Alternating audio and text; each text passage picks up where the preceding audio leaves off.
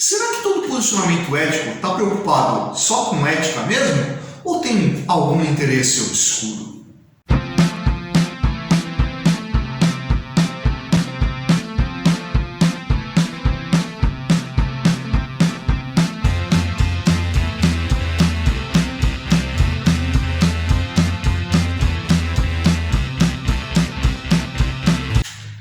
Na videoaula de hoje vamos falar sobre o Comics Code Authority. O que foi isso? Foi um selo de garantia que você encontrava ali em histórias em quadrinhos entre o final da década de 50 e a década de 70, que mostrava que naquela história em quadrinho você não encontraria nada que poderia perverter a cabeça do seu leitor. Nossa, de onde foi que saiu isso? Vamos lá. Onde foi que surgiu essa ideia? Sobre que ambiente? Como é que isso aí brotou? Para isso, a gente tem que voltar lá na década de 1950 e observar o que eram os Estados Unidos nessa época. Bom, vamos vendo, né? Década de 1950, estamos falando então do período do pós-guerras mundiais, né? E o período pós-guerras mundiais acabou gerando um impacto muito forte na cultura do mundo, especialmente ali dentro da cultura americana, onde vai começar a surgir os movimentos chamados de movimentos de contracultura, né? Então, lá na década de 50, uma grande preocupação que existia era uma preocupação com a delinquência juvenil, sabe? Esses jovens de cabelos longos andando em suas motocicletas com as suas jaquetas de couro, causando balbúrdia pelas ruas da América. Então, essa figurinha aí da década de 1950, que vai ser uma preocupação social muito grande, vai despertar ali algumas discussões que vão relacionar isso a histórias em quadrinhos. Então, bom, vamos vendo. Sai do delinquente juvenil e vamos dar uma olhada nas histórias em quadrinho para perceber o que estava acontecendo lá. Bem,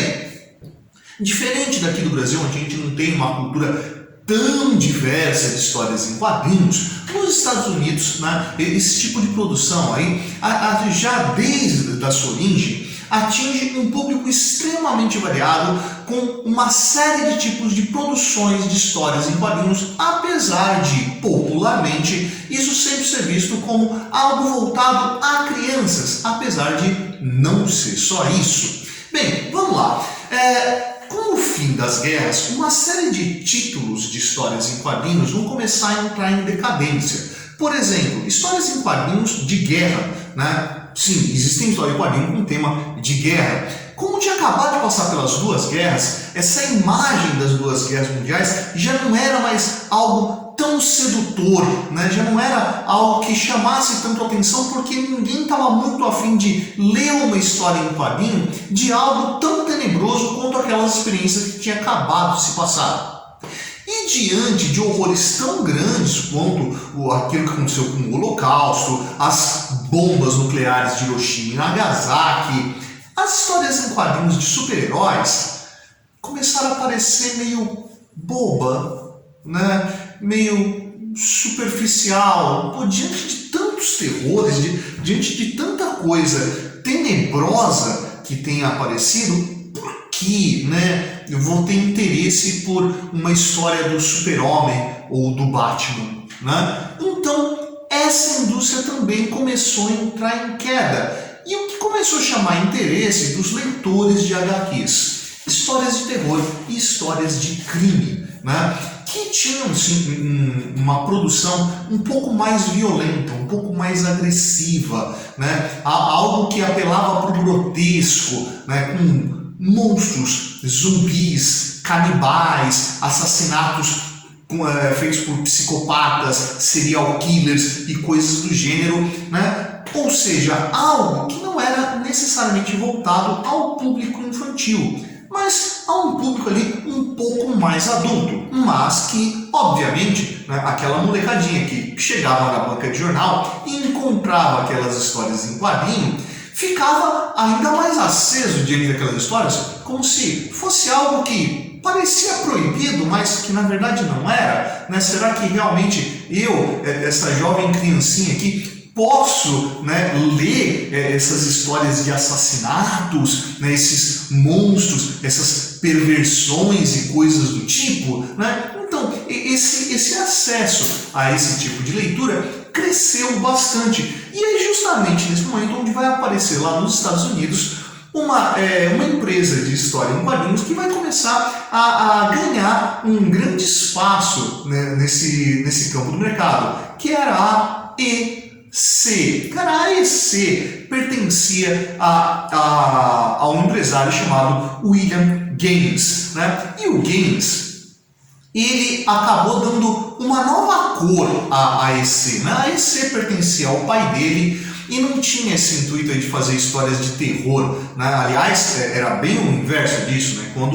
Quando a EC estava na mão do pai do Gaines, né? Essa empresa se chamava EC de Educational Comics, né? Histórias educativas, que inclusive assim, um dos grandes chamarizes da EC originalmente eram histórias bíblicas, né? Então o cara ficava contando historinha da Bíblia em história em quadrinho, mas o Gaines, né, que era um cara assim bastante subversivo, quando ele assume esse, ele falou, não, cara, não é isso que eu quero, não, vamos dar um caminho diferente aí, e começou a produzir histórias de terror, né, histórias de assassinatos, né, histórias com humor mais fora do padrão, que inclusive, né, é onde vai aparecer a popular revista Mads, né, e que vai ser assim um outro mote dentro da EC, que trocou de nome, né, que não era mais a Educational Comics, né, mas a Entertainment Comics. Paralelamente a isso, né, vai aparecer nesse momento uma figura bastante curiosa, que é o Frederick Wertham, né? Frederick Wertham era um psicólogo que nasceu na Europa, viveu o período das guerras e que, quando ele vivenciou o momento das guerras, tudo aquilo perturbou ele bastante, né? Ele começou a achar muito ruim eventos tão tenebrosos quanto as duas guerras mundiais, e ele, que era um psicólogo, né, resolveu se dedicar a estudar, né, esse comportamento humano, né? Ele acreditava realmente, né, uma visão assim, quase que russoniana, né, que a natureza do homem é boa, mas que o meio o corrompe. E ele vai se dedicar a estudar o que leva a essa corrupção do comportamento humano. Nessa busca, né, ele emigrou da Europa para os Estados Unidos, e lá nos Estados Unidos, em Nova York, no bairro do Harlem, um bairro, né, de uma comunidade predominantemente negra, grupos excluídos, expostos muitos à violência, ele vai montar uma clínica de psicologia, onde ele vai fazer atendimento gratuito, né, que vai auxiliar ele, inclusive, né, nas suas pesquisas, onde ele vai tentar buscar, né, essas crianças expostas à violência, né, que muitas delas tendem a entrar para essa questão da delinquência juvenil, né? O que será que acontece na vida delas? O que passa pela vida delas ali que leva ela a essa exposição à violência? Ele começou a questionar e começou a perceber algo muito curioso. Ele percebeu que muitas dessas crianças tinham o hábito cotidiano de ler HQ, né? Coisa de 10 HQs por semana, né? Um número bastante alto, e ele começou a ligar as coisas e falar, olha, as pessoas leem HQs e as pessoas estão expostas à violência, o que foi um problema na teoria do Wertham, né? Porque o Wertham, ele acreditou realmente que as HQs de alguma forma influenciavam as crianças, mas se a gente observar ao momento, né, década de 50, vamos lembrando que a TV surgiu na década de 50, então não era algo tão acessível assim, né? Internet obviamente não existia, então como é que as crianças se entretinham, né? Qual era o ponto de diversão? Você vai encontrar lá uma programação de rádio toda voltada a crianças, né? Eles se divertiam como? Lendo HQs, né? Então isso era um hábito bastante comum. E o Wertham, né, ele vai começar a procurar as histórias em quadrinho, vai começar a ler essas histórias em quadrinho e vai começar a olhar para aquilo e falar, meu, nisso aqui tem alguma coisa que é um tanto quanto pervertido, né? Tem alguma coisa que leva essas crianças à violência, né? Olha o teor das histórias, olha essas mortes que acontecem, esses tiros, essas agressões físicas, E mais, ele vai começar a olhar o porte físico daquelas pessoas, né? Ele vai começar a olhar o comportamento daquelas pessoas, ele vai falar, isso aqui tem um cheiro estranho, isso aqui tem um cheiro de um comportamento que se opõe à tradição familiar, né? Isso aqui vai contra aquilo que a gente entende sobre comportamento sexual adequado, né? E vai começar a criar um monte de caraminhola ali que vai fazer algum sentido na cabeça dele e que, para além da cabeça dele, quando ele começa a expor essa ideia, vai atingir um público bastante conservador. Tá? Essa exposição começa num simpósio que ele montou, chamado, o nome é bastante curioso, né? A Psicopatologia das Histórias em Quadrinhos, né? Onde ele vai começar a trabalhar essa pesquisa que ele desenvolveu em cima das histórias em quadrinhos e como isso afetava o comportamento dos jovens, levando eles à violência e possivelmente à delinquência juvenil. E ele vai estabelecer um alvo muito direto, que era um outro psicólogo, né, que também era roteirista de histórias em quadrinhos, o William Moulton.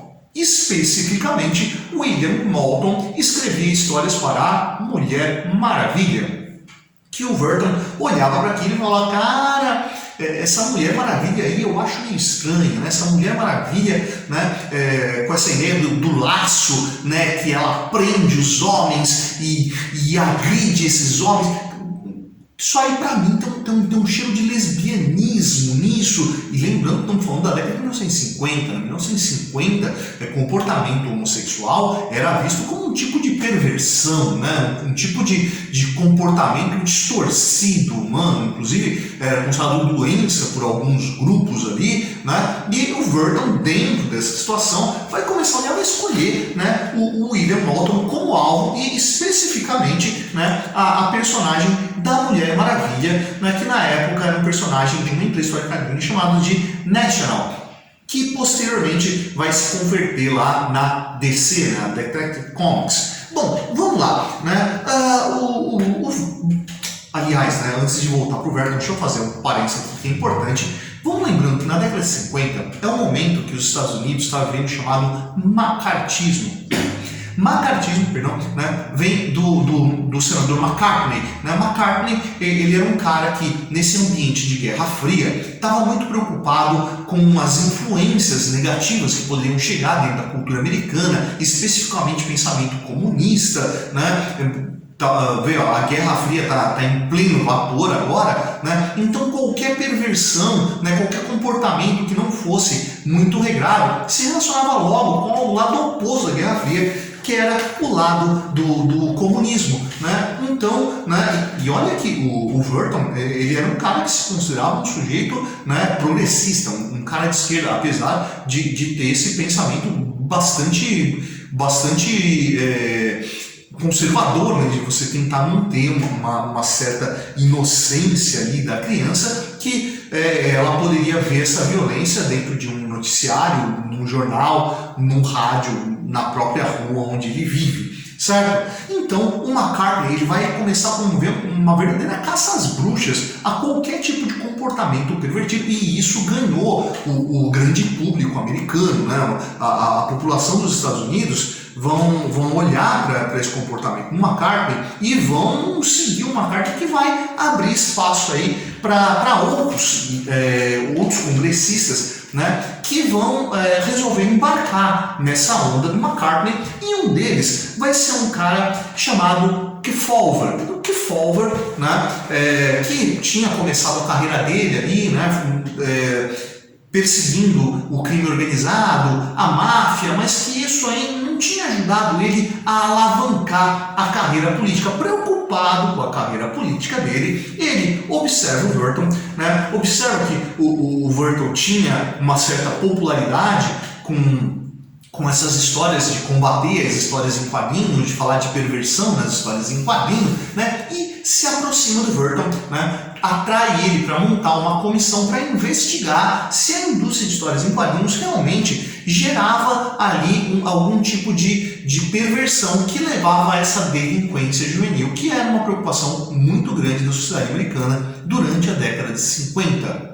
Essa aliança entre o Kefauver e o Vertel vai levar o Vertel a produzir a grande obra da carreira dele, né, que é a obra pelo qual ele é conhecido e, né, pelo qual ele é odiado por muita gente que curte histórias em quadrinhos presente, né? Que obra que era essa? Era uma obra chamada de A Sedução dos Inocentes, né? No A Sedução dos Inocentes, o Vertel faz um estudo assim, bastante detalhado dos roteiros de história em quadrinho, das imagens das histórias em quadrinhos, né? E ele vai focar nos 3 personagens mais populares da sua época, que eram Super-Homem, Mulher Maravilha e Batman. Começa pela Mulher Maravilha, que a gente já estava falando antes, quando falei dessa ideia dessa mulher que capta os homens, que amarra eles com um laço, né, que tortura esses homens, que agride esses homens, colocando ela como um exemplo de lesbianismo. Porque essa Mulher Maravilha não tinha um comportamento, né, que se alinhasse com o comportamento que se esperava de uma mulher na década de 50. Lembrando que a Mulher Maravilha foi criada como um ícone feminista, né? Mas o Vertel não via assim, ele não via como uma forma de enaltecimento da figura da mulher, a criação de uma mulher forte, nem nada disso, mas, né, como um comportamento degenerado. Essa degeneração, esse símbolo lesbiano, não sei que palavra utilizar, lésbico, sei lá, né, que ele atribui à Mulher Maravilha, né, se eu cometi alguma gafe aí, alguém quiser me corrigir, aproveita os comentários e manda lá, né? Ele vai fazer a mesma relação com o Batman. Sabe todas essas piadinhas, né, do relacionamento do Batman com o Robin? Tudo isso saiu aqui do Sedução dos Inocentes, do Frederick Vertel, né? Então, essa imagem de 2 homens que moram numa mesma casa e são muito ricos, e tem cenas lá do Bruce Wayne recostado numa cadeira, né, com o Dick Grayson logo ao lado dele, ali num relacionamento extremamente íntimo, né, que nas histórias tem muito mais uma postura mais paternal, mas que o Vertel via isso como um relacionamento homossexual, né? Além da Mulher Maravilha e do Batman, ele vai pegar no pé do Super-Homem, aí, onde ele vai comparar o Super-Homem a um nazista, né? Ele fala desse ser que ali é uma raça superior, né? Um Super-Homem, um ser perfeito acima dos outros homens, né? Que combatia essas forças menores, essas forças deformadas, depravadas, né? Numa alusão ali à visão que os fascistas vão acabar desenvolvendo, né? Bom, a produção do Vertel e essa aliança aí no Congresso com o Kefauver vai levar ali a formação de certas comissões, né, que vão discutir sobre se seria justo você ficar dando acesso a crianças a esse tipo de leitura, né? E essa discussão no Congresso foi bastante infrutífera, né? Tanto que no final do processo o Senado acabou prorrogando e desistiu de fazer qualquer proibição ao comércio de HQs, porque não via qualquer solidez nisso, o que quebrou aqui o projeto do Kefauver, né? Mas, né, eis que as indústrias dos quadrinhos vão aproveitar para ver nisso uma oportunidade.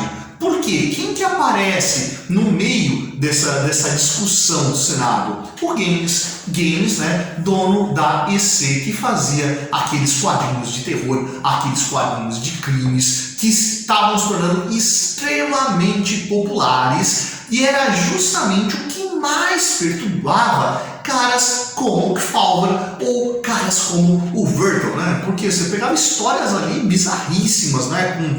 Com pessoas com membros decapitados, canibalismo e perversões de todo tipo, né? Por quê? Porque a produção da EC não era para o público infantil, né? Era para um público mais maduro, um jovem adulto ali, né? Algo desse tipo. E aí o Gaines, que é um cara bastante subversivo, ele mesmo resolve ir para essa comissão do Senado e discutir com os senadores, né? O que foi um belo tiro no pé, né? Porque quando ele aparece, ele começa a discutir as questões, a mídia vai estar em volta e vai massacrar o Gaines, né? E vai expor ele como realmente alguém que pervertia a juventude. Fora do espaço do Congresso, essa caça às bruxas das HQs vai acabar gerando cenas de violência terríveis, né? Como pais invadindo bibliotecas para recolher essas HQs que estavam lá expostas para qualquer um, intimidação de jornalista, né? O pessoal lá falou, não, esses gibis que você recebeu aí, nem abre, devolve para o editor do jeito que veio, né? Não vende isso, se você vender, vão depredar o seu comércio, né?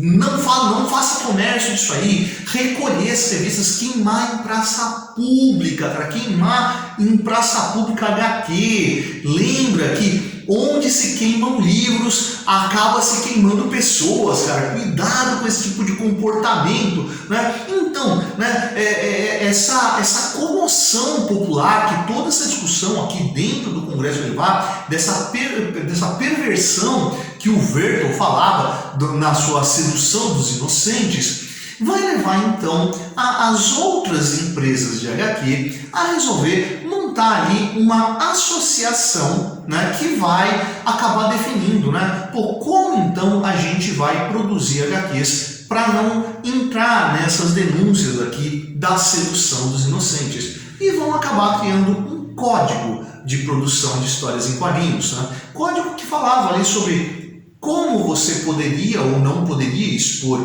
violência, relacionamentos amorosos e coisas do gênero. Tudo voltado àquela ideiazinha lá da moral e dos bons costumes, de um conservadorismo de comportamento, o que, obviamente, era uma ideia para você atacar ali a EC, né, que estavam dominando o mercado, né? Então, essa associação vai criar esse selo aí do Comics Code Authority, né? E que vai definir o quê? Qualquer HQ, qualquer coisa que está sendo vendido com história em quadrinho é voltado para criança, né?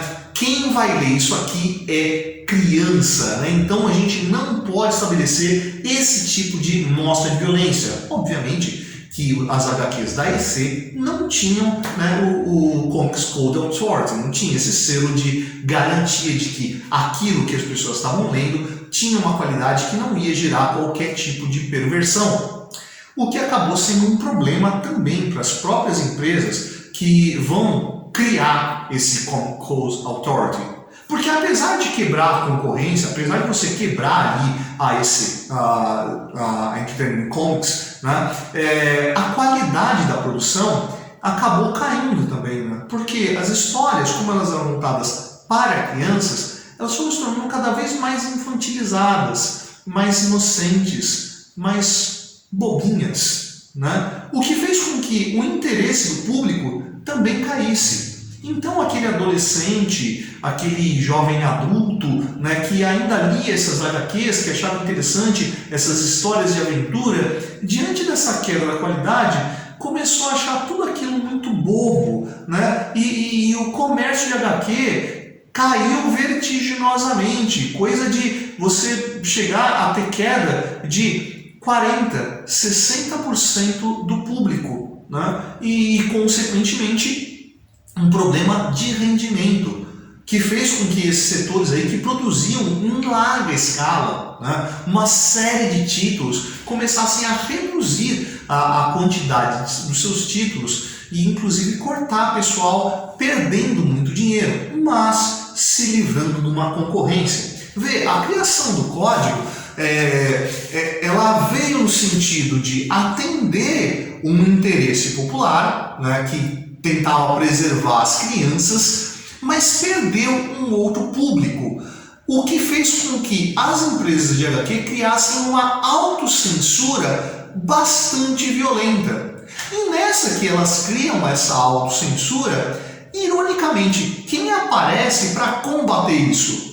Frederick Werthel, o mesmo cara da sedução dos inocentes, o mesmo cara aí que está encabeçando todo esse processo que gerou a criação desse selo. Porque eu falei, o Werthel se via como um progressista. Né? E qual que era a ideia inicial quando ele empenha essa cruzada dele? Não era criar uma censura, não era reduzir o tipo de produção de histórias em quadrinhos, mas criar algum tipo de regulamentação, definir por que tipo de quadrinho deve ser lido por crianças, né, com menos de 10 anos, com mais de 10 anos, em menos de 12, com de 14 anos, né, para maiores de idade, né? Qual título é para qual grupo? Né? Como esses títulos mais violentos, né, não vão ter acesso a essas crianças mais influenciáveis, mas aqueles que conseguem realmente distinguir a ficção da realidade.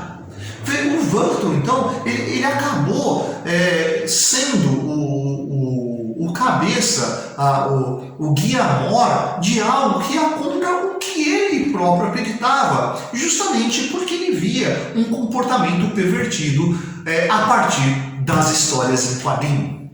E aí, cara, você curtiu o áudio hoje? Se você curtiu, você vai lá embaixo dar um curtir. Se você não curtiu, você vai lá embaixo dar um descurtir. Essa é a prancheta do setor. Eu sou o professor Fábio e você, meu amigo, você deveria estar estudando.